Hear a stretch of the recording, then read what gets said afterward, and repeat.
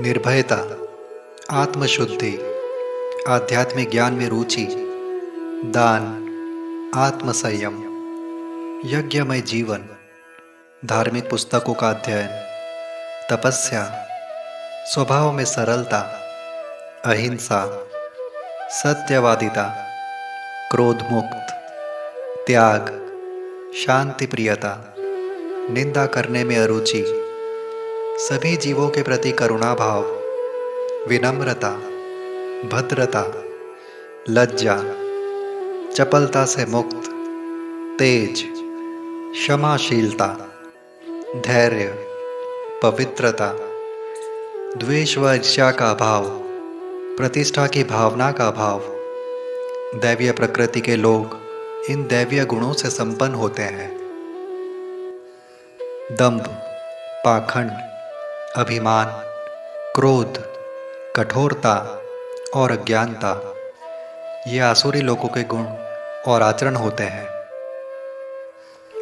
दिव्य गुण मुक्ति की ओर ले जाती है और आसुरी गुण संसार में बंधे रहने का कारण बन जाती है। तुम चिंता ना करो अर्जुन, क्योंकि तुम तो दिव्य गुणों के साथ जन्मे हो। हे पार्थ, संसार में दो प्रकार के प्रकृति के प्राणी होते हैं। कुछ दिव्य गुणों से संपन्न होते हैं तो कुछ आसुरी गुणों से। दिव्य स्वभाव का मैं विस्तार से तुम्हें वर्णन कर चुका हूं। अब तुम मुझसे आसुरी स्वभाव वाले लोगों के विषय में सुनो। आसुरी गुणों से संपन्न व्यक्ति उचित और अनुचित कर्म में भेद नहीं कर पाता। न इनमें पवित्रता होती है, न सदाचार, सत्य का भी इनमें अभाव होता है। वे कहते हैं कि जगत मिथ्या है, इसका कोई आधार नहीं है। जगत को नियमबद्ध रूप से चलाने वाला कोई ईश्वर नहीं है। उनके अनुसार सृष्टि का सृजन केवल काम और वासना के कारण हुआ है। ऐसी विचारधारा से युक्त आसुरी वृत्ति वाले पथभ्रष्ट लोग अपनी निजी कामनाओं में ग्रसित रहते हैं। अपनी क्रूर और हिंसक कर्मों द्वारा संसार के विनाश का जोखिम उत्पन्न करते हैं।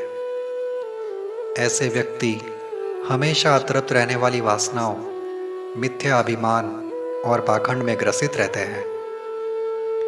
इस प्रकार अपने मोह के वश होकर ये हमेशा क्षणिक सुख भोगों की ओर आकर्षित रहते हैं, अपवित्र और अशुभ कर्मों में लिप्त रहते हैं। वे मानते हैं कि काम की पूर्ति करना, इंद्रियों के विषयों का भोग करना, यही जीवन का परम लक्ष्य है। इसलिए अंतकाल तक अंतहीन कामनाओं की पूर्ति की चिंता में ये फंसे रहते हैं। अपनी सैकड़ों कामनाओं में बंध कर, अपनी काम वासना और क्रोध के वश होकर, अपनी इंद्रिय तृप्ति के लिए वे अवैध कार्यों से धन संग्रह में जुटे रहते हैं। वे सोचते हैं कि आज इतना धन अर्जित कर लिया और आगे भी मेरे मनोरथ अनुसार और भी धन प्राप्त करता रहूंगा। इतनी सारी संपदा मेरी हो चुकी है और भविष्य में भी यह बढ़ता रहेगा। वे जो मेरे शत्रु थे उन्हें मैंने मार दिया और मेरे अन्य शत्रुओं को भी मैं मार दूंगा। मैं ही भगवान हूँ, मैं ही भोगी हूँ, हर प्रकार से संपन्न हूँ, शक्तिशाली हूँ, सुखी हूँ। मैं ही धनवान हूँ। समाज के प्रतिष्ठित और संपन्न लोग मेरे सगे संबंधी है। मुझ जैसा शक्तिशाली और संपन्न व्यक्ति और कोई नहीं। मैं कुछ यज्ञ दान आदि करके और अधिक आनंद का अनुभव करूंगा।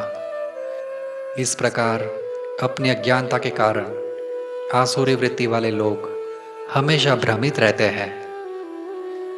अपनी अनंत कामनाओं की कल्पनाओं के कारण ऐसे पथभ्रष्ट व्यक्ति दिक्भ्रांत हो जाते हैं। अपने मोह जाल में फंसकर हमेशा चिंताओं से घिरे रहते हैं। विषय भोगों के प्रति इनकी आसक्ति बढ़ती ही जाती है। अंत में वे नरक में जा गिरते हैं और स्वयं ही अपने पतन का कारण बन जाते हैं। अपने अभिमान, हठी स्वभाव, धन और प्रतिष्ठा के मद में चूर यह आसुरी व्यक्ति उचित विधि का अनुसरण किए बिना केवल दिखावे और आडंबर के लिए पूजा, यज्ञ अनुष्ठान करवाते हैं। इनमें अहंकार, शक्ति, अभिमान, कामना और क्रोध की भावना इतनी अधिक होती है कि वे मुझ ईश्वर से भी ईर्ष्या करते हैं। द्वेष के कारण वे अपने और अन्य सभी जीवों के देह में वास कर रहे मुझ ईश्वर के सत्ता का भी विरोध करते हैं। ऐसे ईर्ष्या और क्रूर वृत्ति रखने वाले नीच नराधमों को मैं नर्क के आसुरी लोगों की अशुभ योनियों में हमेशा के लिए निष्कासित कर देता हूँ। ऐसे मूर्ख निरंतर आसुरी योनियों में जन्म पर जन्म लेते रहते हैं और मुझे प्राप्त करने के सारे रास्ते इनके बंद हो जाते हैं। हे कुंती पुत्र, धीरे धीरे ये अधम जीवों की योनियों में जन्म लेकर अपना पतन कर बैठते हैं। इस पतन तक पहुंचने के 3 द्वार हैं: काम, क्रोध और लोभ। इसलिए विवेकशील व्यक्ति को इन तीनों का त्याग कर देना चाहिए।